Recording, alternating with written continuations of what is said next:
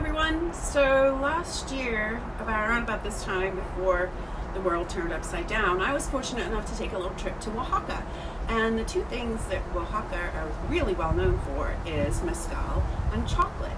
So today we're going to be combining the two of them to make a Oaxacan hug, which is basically a boozy hot chocolate, really comforting and yummy in the winter months. So really simple to make. We're going to take an ounce of the almond dark chocolate and sea salt liqueur straight into the mug. I'm going to take an ounce of, I'm using Ilegal Mezcal today. It's a very light Mezcal. It's the Joven out of their series. So I'm going to take an ounce of Ilegal Joven.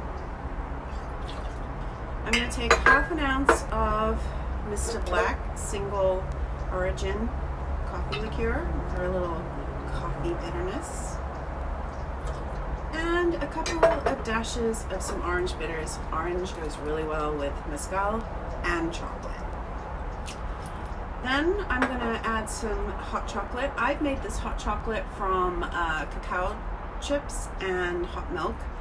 You could use any hot chocolate, but the dark richness of cacao without any sugar in it makes this extra yummy.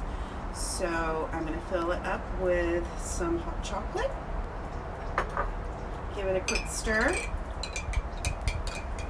And then on the top, I'm going to put a little layer of heavy cream.